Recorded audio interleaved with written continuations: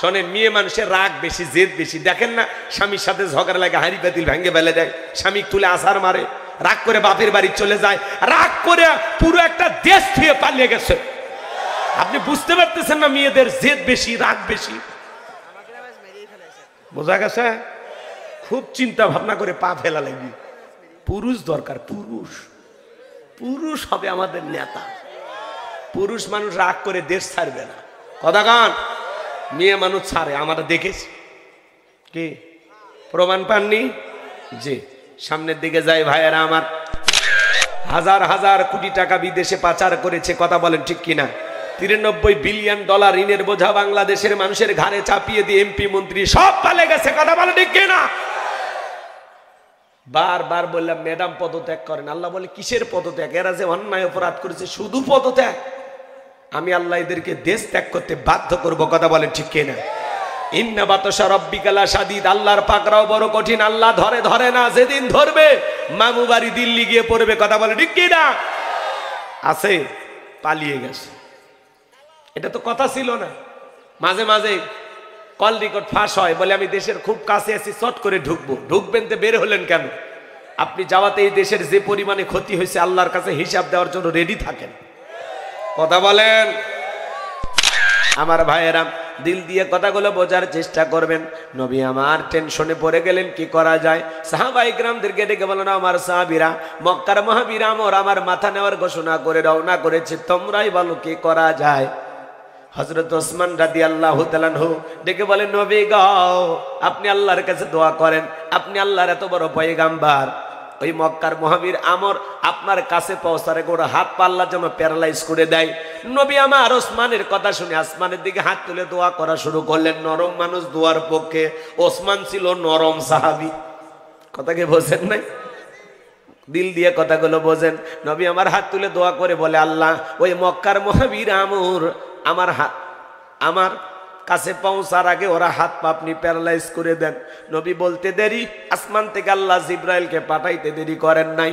আমার আল্লাহ ডেকে বলে, এ জিব্রাইল, আমার বন্ধুকে জানায় দাও তাড়াতাড়ি, আমি আল্লাহ পাক শুধু দুই হাত দোয়া করার জন্য দেই নাই, মাঝে মাঝে জালিম আর বেঈমানদেরকে সাইজ করার জন্য ওই দুই হাতে লাঠিও তুলে নেওয়া লাগবে। বলুন আল্লাহু আকবার। জিব্রাইল চলে আসলেন, ডেকে বলে, নবী আল্লাহ তাআলা দোয়া কবুল করবে না, হাত নামান। নবী আমার হাত তখন মুখে না লাগে হাঁটুর উপরে রেখে দিলেন। আপনারাই বলেন তো বাজান, সব জায়গায় কি দোয়া দিয়ে কাজ হয়? এই গ্রামের নাম কি বলেন? সাগান্না। সাগান্না গ্রাম আছে, আচ্ছা ওই গ্রামত যায়, এত নাম বলা যায় না তো। সাগান্না এই গ্রামে মনে করেন প্রতিদিন চুরি হয়, গরু ছাগল চুরি হয়, টাকা পয়সা চুরি হয়। এক্সাম্পল দিচ্ছি কথা বোঝানোর জন্য। আবার ওই গ্রামের লোক আমার আটকায়েন না, ঝামেলায় পড়ে যাব। রাগ করেন নাকি আপনারা? প্রতিদিন চুরি হয়, গরু ছাগল চুরি হয়, টাকা পয়সা, এমনকি সুন্দরী বউটা পর্যন্ত চুরি হয়। চোরের অত্যাচারে গ্রামে থাকা যায় না। শোনেন শোনেন শোনেন, একজন 10 কেজি জিলাপি নিয়ে আসছে হলিধনি বাজার। ওখান থেকে বাজার থেকে জিলাপি নিয়ে এসে বলে, হুজুর একটু দোয়া করেন চোরের হাত থেকে যেন আল্লাহ এই গ্রামকে হেফাজত করে। হুজুর জিলাপি ভাইয়া হাত তুলে বলে, আল্লাহ এই গ্রামের মানুষকে চোরের হাত থেকে হেফাজত করো। চোরও জিলাপি খাবার আসে হাত তুলে বলে, আমিন আমিন আমিন। চোর তো বাহির গ্রামে থাকে না, ওই গ্রামে 2-1 থাকে, না হলে কার বাড়িতে কি আছে এই তথ্যটা দিল কি? কথা বলেন। ওই জায়গায় হুজুর যদি দোয়া না করে বলতো, এই সাগান্না গ্রামের মানুষ, এই গ্রামে ঢোকার 4টা রাস্তা আছে, 4 রাস্তার মোড়ে মোড়ে বাংলার লাঠি নিয়ে মাগরিব থেকে ফজর পর্যন্ত 4 জন করে যুবক মোড়ে মোড়ে দাঁড়ায় থাকবা। চোরকে দেখা মাত্র ওই লাঠি দিয়ে এমন পিটাইবা যাতে 6 মাসেও মাজা সোজা না করতে পারে। চোরকে হাত তুলে আমিন কইতো নাকি তওবা করে ভালো হয়ে যেত। তাহলে চুরি বন্ধ করতে হলে লাগবে কার আইন? খালি দোয়া দিয়ে কাজ হবে না। আল্লাহ 1000 বছর আগে আইন দিয়েছেন, ওয়াসারিকু ওয়াসারিকাতু ফাকতউ আইদিয়াহুমা জাযাআম বিমা কাসাবা নাকালাম মিনাল্লাহ। সূরা মাইদার 38 নম্বর আয়াতে আল্লাহ 1500 বছর আগে আইন দিয়েছেন, চোর পুরুষ হোক আর নারী হোক, আল্লাহর বিধান, আল্লাহর ফয়সালা। অপরাধ যদি প্রমাণিত হয়, চোরের হাত কেটে দাও। একটা চোরের হাত কেটে সোশ্যাল মিডিয়াতে বাইতুল মোকাররমের সামনে নিয়ে এসে যদি প্রচার করা হতো যে বাংলার পার্লামেন্ট আইন পাশ করা হলো, চুরি করলে হাত কেটে দেওয়া হবে, একটা চোরের হাত কেটে খালি বিচার করেন, বাংলাদেশের সমস্ত চোরেরা তওবা করে আল্লাহর ওলি হয়ে যাবে। কথা বলেন ঠিক কিনা? কে শোনে কার কথা? আজও গেল না মনের ব্যথা। এখন উচিত কথা যদি কই, পিঠের ওপর দিয়ে যাবি মই, এ আনন্দে কিছু লোক কিনে খাবে বগুড়ার স্পেশাল দই। যত দোষ নন্দ ঘোষ, সত্যটা বললে দোষ, করলেও অন্যায়ের প্রতিবাদ, নামটা হবে তোমার মৌলবাদ, নামটা হবে তোমার জঙ্গিবাদ। আল্লাহর আইন পছন্দ হয় না, ওরা বলে না 1500 বছরের আইন, এগুলো ব্যাকডেট। এই বেটা, ব্যাকডেট না আপডেট, ওয়ান টেস্ট, একবার খালি টেস্ট করে দেখ, একবার। আয় আয়, কথা কর লাগে। একটা চোরের হাত কেটে বিচার করেন যে বাংলার পার্লামেন্টে পাশ করা হয়ে গেল, একটা চোরের হাত কাটবেন, সমস্ত চোর ভালো হয়ে যাবে। কিন্তু ওই যে সরিষাই যে ভূত, কে হাত কাটবে? নেতা তো দেখ, বাপ রে বাপ, আমি যে পরিমাণে দুর্নীতি করছি, প্রথমে তো আমার হাত কাটা যাবে। কথা বলেন? হাজার হাজার কোটি টাকা বিদেশে পাচার করেছে। কথা বলেন ঠিক কিনা? 93 বিলিয়ন ডলার ঋণের বোঝা বাংলাদেশের মানুষের ঘাড়ে চাপিয়ে দিয়ে এমপি মন্ত্রী সব পালে গেছে। কথা বলেন ঠিক কিনা? বারবার বললাম ম্যাডাম পদত্যাগ করেন। আল্লাহ বলে কিসের পদত্যাগ? এরা যে অন্যায় অপরাধ করেছে, শুধু পদত্যাগ? আমি আল্লাহ এদেরকে দেশ ত্যাগ করতে বাধ্য করব। কথা বলেন ঠিক কিনা? ইন্না বাতাসা রাব্বিকা লাশাদীদ, আল্লাহর পাকড়াও বড় কঠিন। আল্লাহ ধরে না, যেদিন ধরবে মামু বাড়ি দিল্লি গিয়ে পড়বে। কথা বলেন ঠিক কিনা? আছে, পালিয়ে গেছে। এটা তো কথা ছিল না। মাঝে মাঝে কল রেকর্ড ফাঁস হয়, বলে আমি দেশের খুব কাছে আছি, চট করে ঢুকবো। ঢুকবেন তো বের হলেন কেন? আপনি যাওয়াতে এই দেশের যে পরিমাণে ক্ষতি হয়েছে আল্লাহর কাছে হিসাব দেওয়ার জন্য রেডি থাকেন। কথা বলেন, কি পরিমাণে ক্ষতি হয়েছে। আর যাওয়ার আগে আমাদেরকে বলে গেছেন, তা আসার আগে বলা লাগবে কেন? যে দিক দিয়ে মন চায় আপনি আসেন। এই দেশ আপনার বাবার, এই দেশ আপনার স্বামীর, আপনি আসেন। মেয়ে মানুষ কতদিন বাহিরে থাকবেন? আমাদেরকে মায়া দয়া নাই? কতদিন হয়ে গেল মেয়েটা ঘর ছাড়া? হ্যাঁ, মনে পড়ে তো? আসেন। বুবু আই বাপ, তুমি আই বাহাগো, সেই দিন আইসা বুবু ক্ষমতা পাইবা না। ও বুবু আই বাপ, তুমি আই বাহাগো, সেই দিন আইসা বুবু ক্ষমতা পাইবা না। খোঁজ নাই বহু কাদের কাকার, অবস্থা খারাপ দরবেশ বাবার, হাও নাঙ্কেল এখন সামনে আসে না। নেতা কর্মী সব জেলের ভিতর, আমি আছি ডরের ওপর, কখন জানি আসে গ্রেফতারি পরোয়ানা। বুবু ভাই বাপ, তুমি আই বাহাগো, সেই দিন আইসা বুবু চিয়ার পাইবা না। ক্ষমতার চেয়ার থেকে নামা সহজ, কিন্তু ওই চেয়ারে ওঠা কঠিন। কথা বলে ঠিক কিনা? আগামীতে আমরা সিদ্ধান্ত নেব, আর যাই হোক কোন নারীকে এই দেশের প্রধানমন্ত্রী বানাবো না। যেই দলেরই হোক, পুরুষ প্রধানমন্ত্রী কারা কারা চান হাত তুলে দেখান। লিল্লাহি তাকবীর। নারীদের দেখার দিন শেষ, আগামীতে পুরুষের বাংলাদেশ। কথা বলে ঠিক কিনা? পুরুষ হবে আগামীতে আমাদের নেতা। এই হয়েছে, এ কাপড় খুলে নামছে, কি হয়েছে? কাপড় খুলছো কেন? গরম লাগছে? দেখো বাবা, আর সে মোশান দেখি। ঠিক আছে, ও তো বারবার বলতেছে খেলা হবে, একটু অপেক্ষা করেন, কষ্ট হয়। শোনেন, মেয়ে মানুষের রাগ বেশি, জেদ বেশি। দেখেন না, স্বামীর সাথে ঝগড়া লাগে, হাঁড়ি পাতিল ভেঙে ফেলে দেয়, স্বামী তুলে আছাড় মারে, রাগ করে বাপের বাড়ি চলে যায়, রাগ করে পুরো একটা দেশ থেকে পালিয়ে গেছে। আপনি বুঝতে পারতেছেন না, মেয়েদের জেদ বেশি, রাগ বেশি। বোঝা গেছে? খুব চিন্তা ভাবনা করে পা ফেলা লাগবে। পুরুষ দরকার, পুরুষ। পুরুষ হবে আমাদের নেতা। পুরুষ মানুষ রাগ করে দেশ ছাড়বে না। কথা কান? মেয়ে মানুষ ছাড়ে, আমরা দেখেছি। কি প্রমাণ পাননি? জি, সামনের দিকে যাই ভাইয়েরা আমার। কষ্ট মনের মধ্যে নেবেন না, যেই দলেরই হোক আমরা একটা পুরুষ নেতা চাই। এ বাজান গো আমার, জিবরাইল এসে বলে নবী দোয়া কবুল হবে না। নবী আমার টেনশনে পড়ে গেলেন, কি করা যায়? জিবরাইল ডেকে বলে নবী সাহাবা ইকরামদের মধ্যে ঘোষণা করেন আপনার সাহাবীদের মধ্যে এমন কেউ কে আছে যে মক্কার মহাবীর আমরের মোকাবেলা করবে। নবী আমার এই কথা শোনার পরে সাহাবীদেরকে ডেকে বলেন আমার সাহাবীরা শোনো, তোমাদের মধ্যে এমন কেউ কে আছো যে মক্কার মহাবীর আমরের মোকাবেলা করবা? নবীর কোন সাহাবী দাঁড়ায় না, হযরত আলী দাঁড়িয়ে গেলেন। বলুন আল্লাহু আকবার। নবী বলে আলী রে, তুমি ছোট মানুষ না বুঝে কেন দাঁড়াইছো? তুমি কি জানো ওই মক্কার মহাবীর আমর একবেলা খাবার খাইয়ে 21 কেজি 3.5 মণ ওজনের তরবারি যুদ্ধ করো, এত বড় বীরের সামনে তুমি কেমনে যাইবা? তুমি বসে পারো। হযরত আলী বসে বললেন, নবীজি দ্বিতীয়বার বললেন, আবারও হযরত আলী দাঁড়িয়েছেন। নবীজি তৃতীয়বার বললেন, ও আমার সাহাবীরা তোমাদের মধ্যে এমন কেউ কে আছো যে মক্কার মহাবীর আমরের সাথে মোকাবেলা করবা? আবার হযরত আলী দাঁড়িয়ে গেলেন। বলুন আল্লাহু আকবার। নবী তখন দুইটা হাত বাড়ায় বলে আলী, আলী রে আয় আয় আমার বুকের ভিতরে আয়। নবী আলীকে বুকের সঙ্গে জড়ায় নিয়ে ডেকে বলে আলী, এত বড় বীরের সামনে যাইতে চাস? তোর জানি কি মায়া দয়া নাই? নিজের মৃত্যুর ভয়টাও কি নাই রে আলী? হযরত আলী ডেকে বলে নবী আপনি শুধু আমাকে দোয়া করে ছেড়ে দেন, ওই মক্কার মহাবীর আমর আপনারা চেহারা দেখার আগে ওরে আমি জমিন থেকে বিদায় করে দেব। বলুন আল্লাহু আকবার। ইমানের একটা পাওয়ার আছে না নাই? নবী আমার ডেকে বলে আলী খালি হাতে দোয়া করলে লাভ হবে না। ওসমান তোমার বাড়িতে কি তরবারি আছে? হযরত ওসমান ডেকে বলে আমার বাড়িতে তরবারি আছে 27 ইঞ্চি লম্বা। এখন তো তরবারির কথা শুনলেই বলবে জঙ্গি। কথা বলেন না কেন? এদেশে কিন্তু জঙ্গির নাটক কম হয়নি। কথা কি বলছে?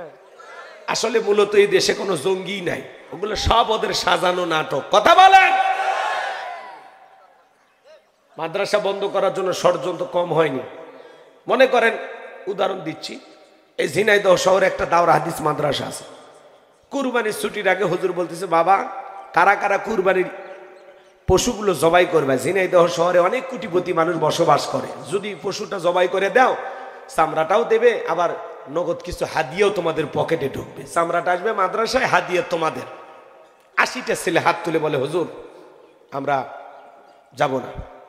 80 বা 100 বা 120। এখন হুজুর বলতেছে বাবা খালি হাতে তো জবাই করা যাবে না, কি লাগবে? ছুরি। ছুরি আপনারা কি বলেন? ছুরি চাকু ছুরি বলে না? তো হুজুর কামারের কাছে অর্ডার দিয়ে 80টা ছুরি বানাইছে বা 100টা বানাইছে। 100টা ছুরি বানাইয়া কুরবানির আগের দিন হুজুর বলতেছে বাবা ছুরিগুলা তো কামারের কাছ থেকে আনা হয়েছে, কে কোনটা নিবা একটু নিয়ে কি দাও, হালকা একটু ধার দাও। কুরবানির আগের দিন বালু নিয়ে মুরব্বী বসে যায় না? আপনাদের এলাকায় বসে? শোনেন শোনেন, এখন ধার দিচ্ছে এলাকার হলো তেল তেলা গোয়েন্দার ও মসজিদ মাদ্রাসা সহ্য করবে পারে না, ওর নজরে পড়ছে। তখন যায় থানায় খবর দিচ্ছে, বলছি সাহেব অমুক মাদ্রাসায় জঙ্গিদের বিশাল ঘাটি, বিশাল আস্তানা, অস্ত্রের ঝনঝনানি চলতেছে। তাই নাকি? বলে হ্যাঁ। এইবার ওসি সাহেব পুরো ফোর্স নিয়ে এসে মাদ্রাসার চতুর্দিক দিয়ে ঘেরাও করে বলতেছে মাতামে হুজুর এখানে নাকি জঙ্গিদের ট্রেনিং হচ্ছে। তখন বলতেছে না, বলে না আমরা গোপন তথ্যের ভিত্তিতে সংবাদ পাইয়াছি, ইহা মিথ্যা হওয়ার কোনো সম্ভব নাই, কোনো সম্ভাবনা নাই, সত্য। তাই নাকি? বলে হ্যাঁ আমরা শুনেছি এই জায়গায় অস্ত্র আছে, ট্রেনিং চলতেছে। তখন বলতেছে না এরকম কোনো কিছু নাই। এবার ওসি সাহেব বলতেছে পুরো মাদ্রাসা সার্চ করো, তল্লাশি চালায়, ওই যে 100টা ছুরি, কথা কয় না কে, ছুরি বাই করছে, ঢালা হয়েছে সবার সামনে। তখন বলছে হুজুর এসব কি, এসব কি? এক বুদ্ধিমোটা ছাত্র কোন জায়গায় কোন কথা বলা লাগে ব্রেক পায় না, এগুলো কি চিনতেছেন না?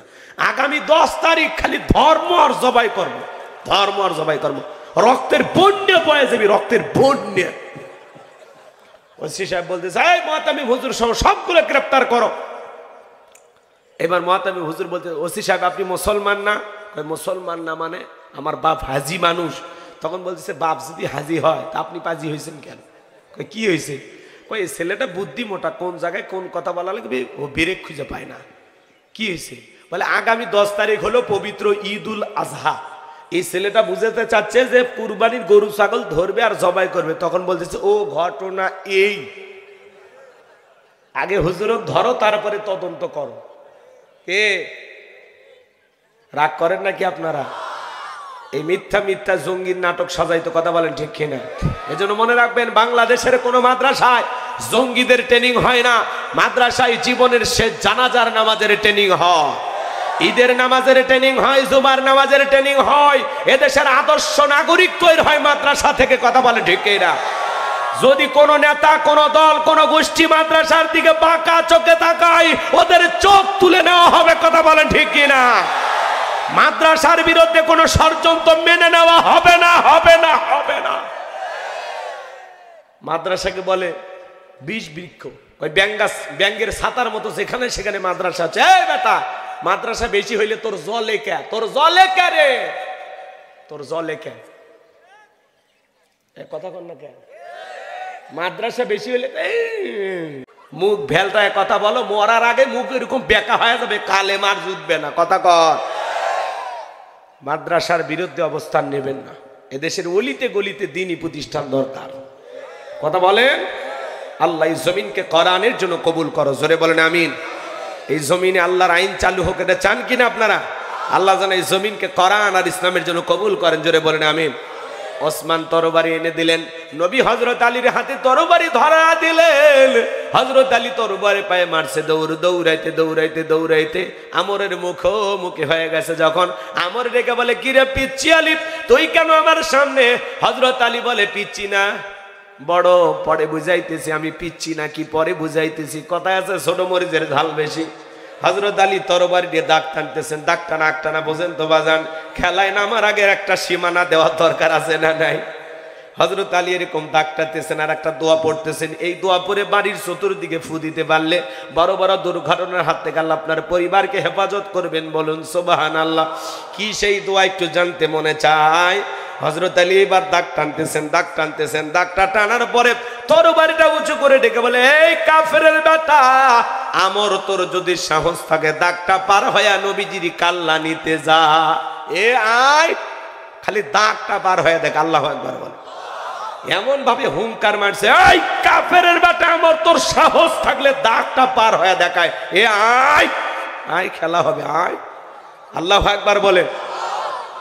বাড়িতে ঢুকছে চোর, বাড়িওয়ালা ল্যাংরা দুটো পাই না, কিছু না পারুক, যদি টের পাইয়া আওয়াজ দেয়, কে রে, চোর থাকবি না, ভাগে দৌড় মারবি।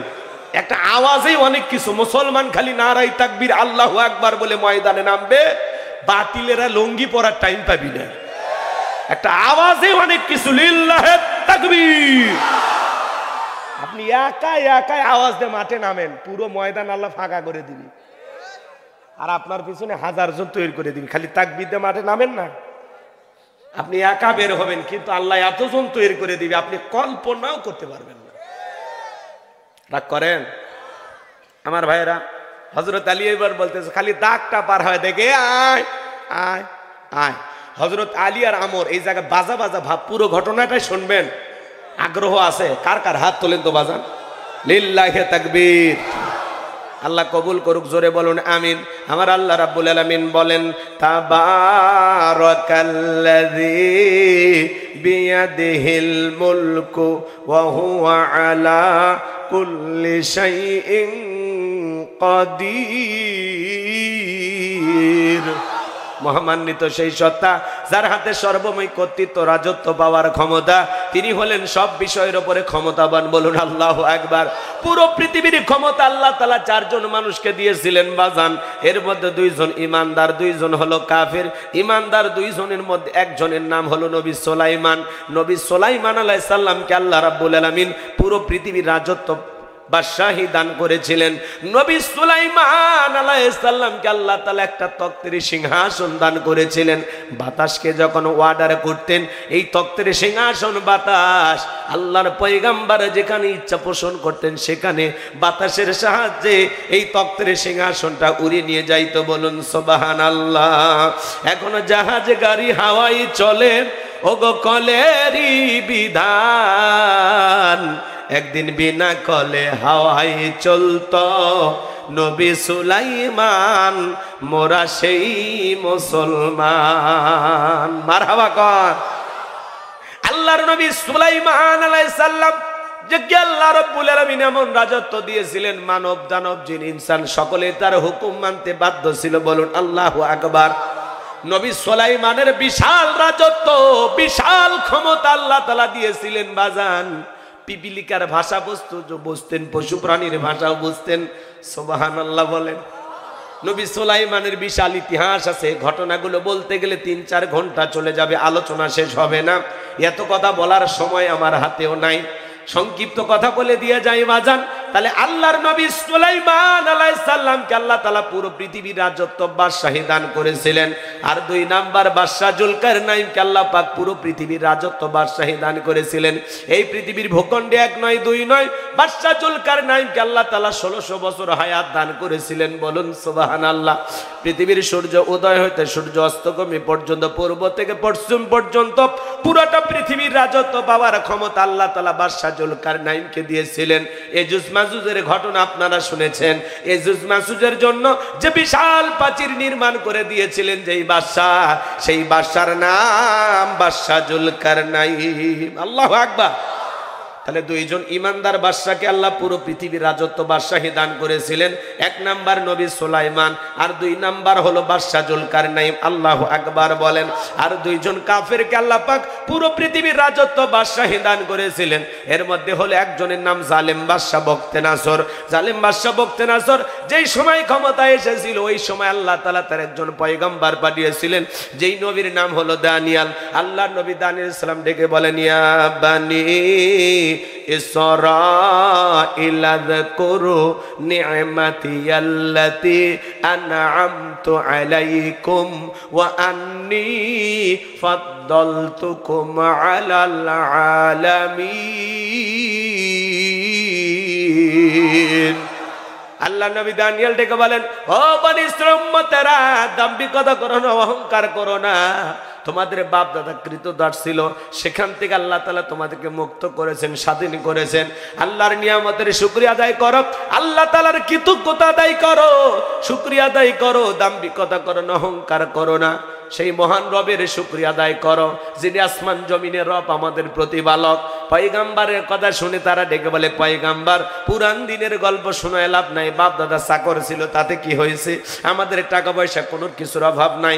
আল্লাহ নবী দানিয়েল সালাম তাদেরকে দিনে দাওয়াত দেয়, রাতে দাওয়াত দেয়, সকালে দাওয়াত দেয়, সন্ধ্যায় দাওয়াত দেয়, কোনো মতেই তারা দাওয়াত গ্রহণ করে না। আল্লাহ নবী দানিয়েল ডেকে বলে, কওমের মানুষেরা, ও বনি ইসলাম মতেরা, গাছের পূজা করো না, মাছের পূজা করো না, চন্দ্রের পূজা করো না, সূর্যের পূজা করো না, এক আল্লাহর ইবাদত করো।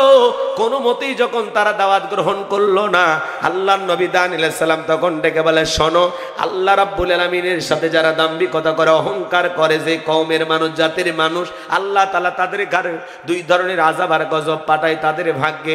1 নাম্বার হলো আসমান জমিনের আযাব আর গজব দিয়ে আল্লাহ তাদেরকে ধ্বংস করে দেয়, আর না হয় তাদের ভাগ্যে জালেম শাসক পাঠায়া দেয়।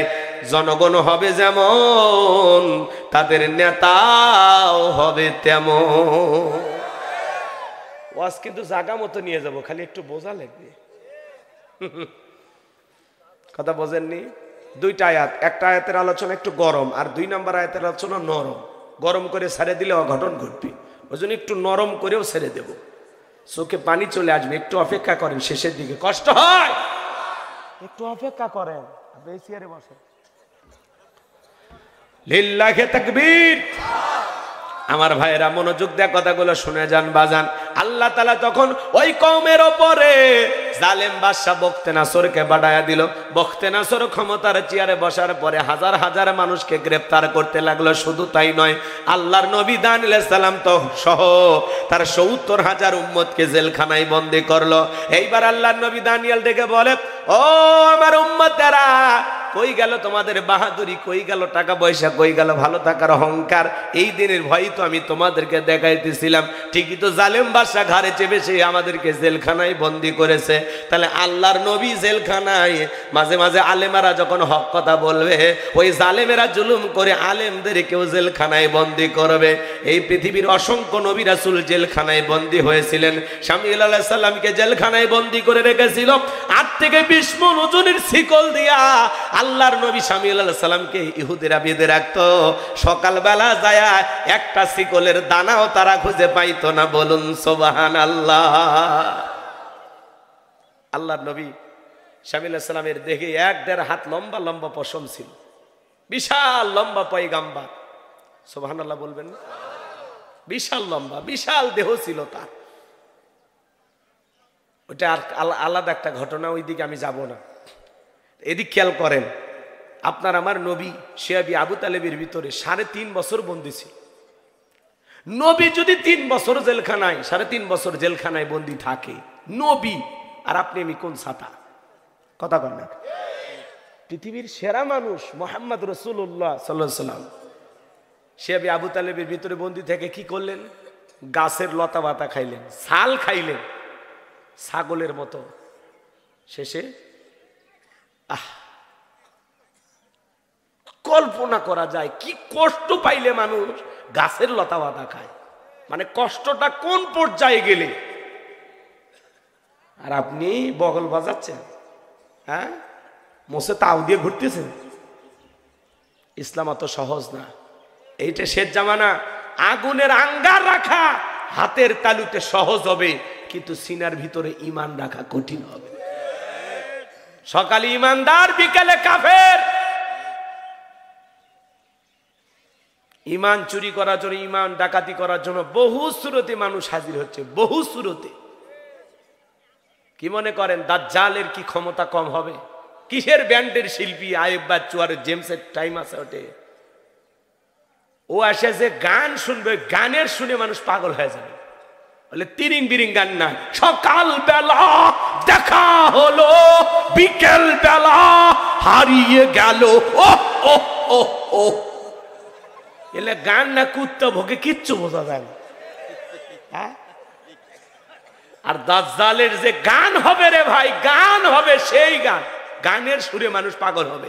দাজ্জালের এত ক্ষমতা থাকবে, এক হাতে জান্নাত দেখাবে আর এক হাতে জাহান্নাম দেখাবে। যারা বিশ্বাস করবে ওরা বেঈমান হয়ে মারা যাবে। কথা বলে ঠিক কিনা? উম্মতে মুহাম্মাদের জন্য দাজ্জালের ফিতনা কম না, কিন্তু এই উম্মতের সবচেয়ে বড় ফিতনা হলো নারী। কথা কয় না? একটু অপেক্ষা করেন, মহিলাদের ওয়াজ শুনতে চাইছে। আমি মহিলাদের ওয়াজ করবো ইনশাআল্লাহ। কষ্ট হয় আপনাদের? এজন্য যুবক, তোমাদের স্পেশাল কিছু বরাদ্দ আছে, সামনে যায়। কষ্ট পাচ্ছেন নাকি আপনারা? সম্মানিত ভাইয়েরা আমার, আল্লাহর নবী দানিয়েল আলাইহিস সালাম জেলখানায়, তাহলে মাঝে মাঝে আলেম ওলামা হক কথা বললে বাতিলেরা টার্গেট করে জেলখানায় ঢুকাবে। আলেমেরা জেলখানায় গেলে সম্মান কমে না বাড়ে? মুফতি আমির হামজা ভাই জেলখানায় যাওয়ার কারণে সম্মান কমেছে না বেড়েছে? আগে দিনে মাহফিল করতো 2টা, 1টা, 3টা, আর এখন প্রতিদিন 4-5টা। যেখানে যায় লাখ লাখ মানুষ আল্লাহু আকবার বলে। আগে মাহফিলে গেলে 10,000, 20,000, 50,000 মানুষ হইতে, এখন মাহফিলে গেলে 2-4 লাখ মানুষ। আল্লাহ আকবার। শাইখুল হাদিস আল্লামা মামুনুল হক যেই মাহফিলে যায় লক্ষ লক্ষ মানুষ, মানুষের গণজোয়ার তৈরি হয়েছে। ডক্টর মিজানুর রহমান আজারি ভাই গতকালকে আপনারা দেখেছেন, ময়মনসিংহে রোজা থেকে মাহফিল করেছেন আল্লাহর গোলাম। তার মাহফিলে লক্ষ লক্ষ মানুষ। এই যে আলেমদের প্রতি মানুষের ভালোবাসা, ইসলামালাদের প্রতি যে গণজোয়ার সৃষ্টি হয়েছে, আমার বিশ্বাস আগামীর বাংলাদেশ কোরআনের বাংলাদেশ, আগামীর বাংলাদেশ ইসলামের বাংলাদেশ, আগামীর বাংলাদেশ দাড়ি টুপিওয়ালাদের বাংলাদেশ। কথা বলে ঠিক কিনা? এই জমিন ওলামায়ে ইকরামদের জমিন, আল্লাহ কবুল করেন। আলেমদেরকে এই দেশের মানুষ কলিজা দিয়ে ভালোবাসে। জেলে ভইরা, জুলুম কইরা, মিথ্যা তহমত দিয়া, নারী কেলেঙ্কারি দিয়া, বিভিন্ন ভাবে ফাঁসাইয়া আলেমদেরকে আপনারা এদেশের জনগণের মন থেকে মুছতে পারবেন না। কথা বলে ঠিক কিনা? হুজুরের বিয়ের কাবিননামা খোঁজো, তোমার দাদার কাবিননামা ছিল? হ্যাঁ, নরম পান তো হুজুরদের, যা ইচ্ছা তাই বলে। হুজুরদের বউ বেশি, কিন্তু কোন হুজুর ধর্ষণকারী হতে পারে? আর এই পৃথিবীর অধিকাংশ নবী রাসূলদের একাধিক স্ত্রী ছিল। তো স্ত্রী বেশি হওয়া এটা ভালো মানুষের লক্ষণ, খারাপ মানুষের লক্ষণ না। কথা কয় না কেন? খারাপ হবে কারা? যারা বিয়ে করে 4টা বউকে গার্মেন্টসে পাঠাইছে, ওখানে বউ ইনকাম করে আর এখানেও প্রত্যেক মাসে বিকাশে টাকা পাঠায়, ওটা তো জুয়া খেলা। তো এরকম স্বামী তো হওয়া যাবে না। ওটা স্বামী না আসামি? তা রাগ করবেন না, কষ্ট হয় নাকি আপনাদের? তো এই জন্য ভাইয়েরা আমার, সাহাবা ইকরামদেরও একাধিক স্ত্রী ছিল। তো বউ বেশি হওয়া এটা খারাপ না, এটা ভালো। কথা কয় না কেন? রাগ করেন নাকি আপনারা? মহিলার অবশ্য মন খারাপ করছে না, মা মন খারাপ করার দরকার নেই। যতই আমরা বুঝাই লাভ হবে না, কারণ ঝামেলা আছে। একটার জ্বালায় ঘরে থাকা যায় না, বাইরে বাইরে ঘোরা লাগে। আর 2-3টা হলে থাক, আমি আর বলবো না। দেখতেছেন না ঘুম আসবেন ঠিকই, কিন্তু ওই ঘুম ভাঙবে না। অতএব সাবধান। আর যে জামানা শুরু হয়েছে রে ভাই, কথাকে বোঝেন না? সুযোগ পাইলে বাপ রে বাপ। কয়েকদিন আগে এক মহিলা নাই করে দিছে। কি নাই করছে আমি বলবো না, রাগ করেন আপনারা। তাহলে মেয়েরা কত সিরিয়াস। অতএব সাবধান, রাগ করেন। ইনসাফ প্রতিষ্ঠিত করতে পারলে বিয়ে করবেন, কিন্তু ইনসাফ যদি প্রতিষ্ঠিত না করতে পারেন, আপনার ইনকাম নাই, দেহের শক্তি নাই, আপনি মিশে বিয়ে করবেন কে? একটাই চালাইতে পারেন না, আপনি যা পাইছেন ওইটা নিয়ে থাকেন, আমাকে ঝামেলা করেন না। অনেকে বলে 2-3 বিয়ে এসে হানতেন খুবই আরামায় শান্তি, অত সহজ না, জ্বালা আছে। কথা কয় না কেন? এমন জ্বালা ওবায়দুল কাদের সাহেবের মতো বলবেন, জ্বালা ঘরে জ্বালা, বোঝেন নাই? অতএব সাবধান, বিয়ে করতে চাইলেই করা যাবে না, খুব চিন্তা ভাবনা করে পা ফেলতে হবে। কথা বলেন ঠিক কিনা? আর আমরা যে দেশের মানুষ ফরমালিন খাই, উল্টা পাল্টা খাই, আমাদের শরীর ঠিক মতো চলে না। কি কথা কন না কে? আপনি কি সৌদি আরবে আছেন যে খেজুর খাচ্ছেন, ভেজাল মুক্ত জিনিস খাচ্ছেন, কোটি কোটি টাকার সম্পদ, বিজনেস করেন, আপনার টাকার অভাব নাই, তো তাহলে ভিন্ন কথা। আপনি তো একটা বউ চালাইতে পারেন না। অতএব যেটা আছে ওইটা নিয়ে খুশি থাকেন। কি চাচা, রিস্ক নেওয়ার দরকার নাই, এই বয়সে ঘর বাড়ি হারায় না। চলেন ভাইয়েরা, আমার সামনে দেখে যায়, এবার মা বোনেরা খুশি হয়েছে, যাক আটকায়া দিছে। চলেন সামনের দিকে যাই ভাইয়েরা আমার। আমি গুনাহগারে যে কথা বলতে চাই, আল্লাহর নবী দানিয়াল ডেকে বলে, কই গেল তোমাদের দাম্ভিকতা, কই গেল সুন্দরী বউ, কই গেল টাকা পয়সা? এই দিনের ভয় তো আমি তোমাদেরকে দেখাইতেছিলাম। উম্মতের ডেকে বলে, পয়গাম্বার আপনার কথা যে দিবালোকের মতো সত্য হবে আমরা বুঝতে পারি নাই। কথা দিলাম গো নবী, আজ থেকে গাছের পূজা করব না, চন্দ্রের পূজা করব না, সূর্যের পূজা করব না, এখন থেকে একমাত্র আল্লাহর ইবাদত করব। আপনি যা বলবেন আজ থেকে আমরা তাই শুনবো। আল্লাহ নবী দানিয়াল ডেকে বলে, শোনো, রাত 12টার পরে আমি যখন আল্লাহ বলে ডাক দেব, আমার সঙ্গে তোমরা সবাই ঘুম থেকে জাগ্রত আল্লাহ বলে ডাক দেবা। একমাত্র আল্লাহই পারে এই জালেমের জেলখানা থেকে মুক্ত করতে। আল্লাহ নবী দানিয়েল সালাম রাত 12টার পরে আল্লাহ বলে ডাক দিয়েছেন। একটু জবান ছেড়ে সবাই ভালোবেসে ডাক দেন আল্লাহ। আর একটু জোরে বলেন আল্লাহ, আল্লাহু আকবার। আল্লাহ আল্লাহ বলে মানে কলিজাটা ভরে যায়, কলিজার মধ্যে কোনো ফাঁকা থাকে না। আল্লাহ আল্লাহ, কি নাম, সুবহানাল্লাহ, কি নাম। আল্লাহু আল্লাহু, কি যে মধুর নাম। আল্লাহু আল্লাহু, কি যে মধুর নাম। ধরার তামাম মনি মুক্তা নাহিরা সব জায়গায় পাই শুধু তার নাম। আল্লাহু আল্লাহু, কি যে মধুর নাম। জোরে কোন মারহাবা। সম্মানিত ভাইয়েরা আমার, কষ্ট মনের মধ্যে নেবেন না। আল্লাহ নবী দানিয়েল সালাম গভীর নিশীথে আল্লাহু আকবার আল্লাহ আল্লাহ বলে ডাক দিয়েছেন। সবাইকে নিয়ে সিজদায় লুটিয়ে বলেন, চোখের পানি ছেড়ে দিয়ে কাঁদেন আর ডেকে বলেন, আল্লাহ আমার উম্মতেরা ভুল করেছে, গুনাহ করেছে, তারা তওবা করে ফিরে আসতে চায়। আল্লাহ আপনি আমার উম্মতকে মাফ করে দেন। আল্লাহর নবী দানিয়েল সালাম যখন কাকুতি মিনতি করে সিজদায় লুটিয়ে পড়ে চোখের পানি ছেড়ে দিয়ে কান্না করতে লাগলেন, আমার আল্লাহ ডেকে বলে, ও নবী দানিয়েল কান্না করতে হবে না, আমি আল্লাহ তোমাদের দোয়াকে কবুল করে নিয়েছি। ওয়াসিরি জালেম বাদশা বখতিয়ানাসরের জেলখানা থেকে মুক্ত করার ব্যবস্থা করে দেব। বলুন আল্লাহু আকবার। ওই রাত্রিতে আল্লাহ পাক বাদশা বখতিয়ানাসরকে এমন একটা ভয়ঙ্কর স্বপ্ন দেখা হয়েছে। স্বপ্ন দেখে ঘুম থেকে চিৎকারে মেরে উঠছে। আশেপাশে নিরাপত্তা কর্মী, সিকিউরিটি, পাহারাদার যারা আছে দৌড়ে আসে, বলে, নেতা এত জোরে চিৎকার মেলেন, ব্যাপারটা কি? বলে, আমার চেহারার দিকে তাকায় দেখো, আমি একটা মারাত্মক ভয়ঙ্কর স্বপ্ন দেখেছি। এই দেশের যত স্বপ্নের তাবির কারো কাছে ব্যাখ্যা বলতে পারে, ওদেরকে আমার দরবারে নিয়ে আসো। এই স্বপ্নের ব্যাখ্যা না জানা পর্যন্ত আমি আর ঘুমাইতে পারবো না। পরের দিন সকালবেলা হাজার হাজার স্বপ্নের ব্যাখ্যাকারী যারা স্বপ্নের ব্যাখ্যা বলতে পারে বাদশার দরবারে হাজির হয়ে গেল। বাদশা বখতে নাসর যখন ওই স্বপ্নের ব্যাখ্যা বলতে যাবেন, বাজান স্বপ্নের কথা বলতে যাবেন, গতকাল রাত্রে কি যেন স্বপ্ন দেখলাম আর বলতে পারে না। ওই মুহূর্তে আল্লাহ রাব্বুল আলামিন বাদশা বখতে নাসরের মাথার মেমোরিতে থাকা সমস্ত স্বপ্নের কথাগুলো নিয়ে যায় আল্লাহর নবী দানিয়েল আলাইহিস সালামের মাথার মেমোরিতে সেভ করে দিয়েছেন। বলুন সুবহানাল্লাহ। হে যুবক, একটা মোবাইলে যা আছে শেয়ারের মাধ্যমে আর একটা মোবাইলে পার করা যায় কিনা? তাহলে তোমার আমার মাথায় যদি এই জ্ঞান থাকে, একটা মানুষের মাথায় যা আছে ওইটা আর একটা মানুষের মাথায় ট্রান্সফার করে দেওয়ার ক্ষমতা আমার আল্লাহর আছে না? না। বাদশা বখতে নাসর যখন স্বপ্নের কথা বলতে যাবে, গতকাল রাত্রে কি যেন দেখলাম আর বলতে পারে না, তোতলাইতেছে। কি করতেছে? গতকাল রাত্রে কি যেন দেখলাম আর বলতে পারে না, স্বপ্নের কথা ভুলিয়ে দিলেন। এই ক্ষমতা কার? জোরে বলেন। এইবার বাদশা মুহূর্তের মধ্যে ডায়লগ পরিবর্তন করলেন। জালেমেরা কিন্তু যখন তখন ডায়লগ পরিবর্তন করে, কথা চেঞ্জ করে, কথা ঘোরাইতে ওদের সময় লাগে না। ওরা যা বলে তার উল্টোটা করে। তখন ডেকে বলতেছে, শোনো, গতকাল রাত্রে স্বপ্নে কি দেখেছি, স্বপ্নের কথাও বলতে হবে, স্বপ্নের ব্যাখ্যাও তোমাদেরকে দিতে হবে। জনগণ ডেকে বলে, বাদশাহ তো পাগলামি কথা, স্বপ্ন দেখেছেন আপনি, আমরা কিভাবে জানবো? বাদশাহ স্বপ্নে কি দেখেছে দেশের জনগণ জানে? এটা কি বলা সম্ভব? আরে ভাই, স্বামী স্ত্রী আপনারা এক খাটে ঘুমান নাকি আলাদা? কথা কয় না। বউ নাই আপনাকে? এতিম।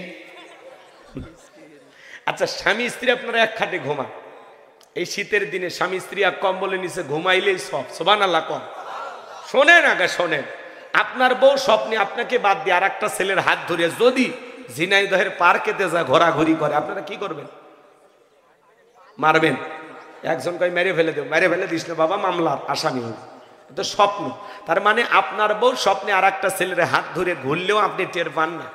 আবার আপনি আপনার বউকে বাদ দিয়ে আর একটা মেয়ের হাত ধরে ঝিনাইদহে পার্কে ঘোরাঘুরি করতেছেন, কিন্তু আপনার বউ কি টের পায়?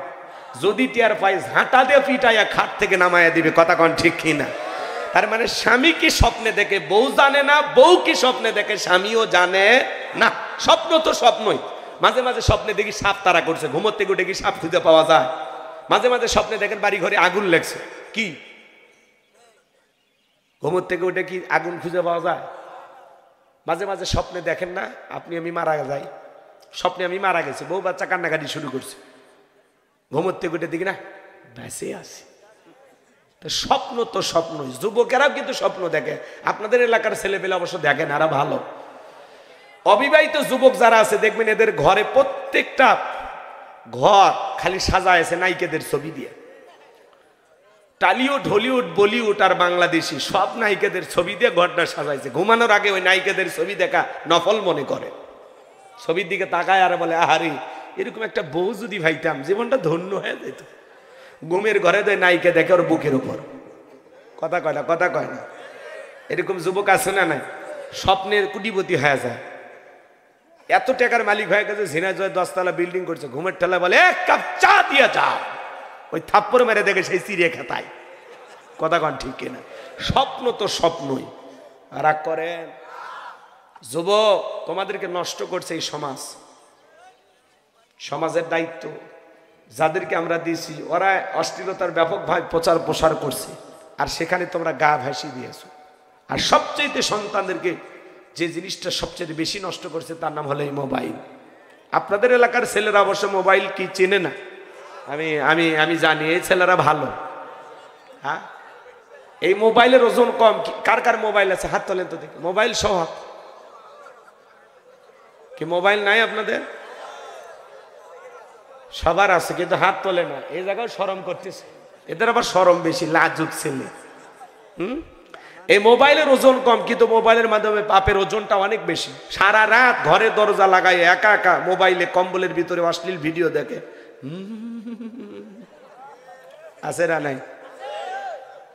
কি পোলাপান দেখে না?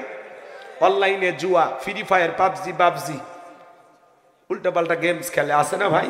সারা রাত জায়গা মোবাইল ঘাটাঘাটি করে। মা যখন বলে এই রুবেল ভিতরে কি হয়, তখন বলে বাংলাদেশের স্বাধীনতার যুদ্ধ, মানে পড়ার ভান করে। আবার যখন চলে আসে আবারও মোবাইলে উল্টাপাল্টা ভিডিও দেখে।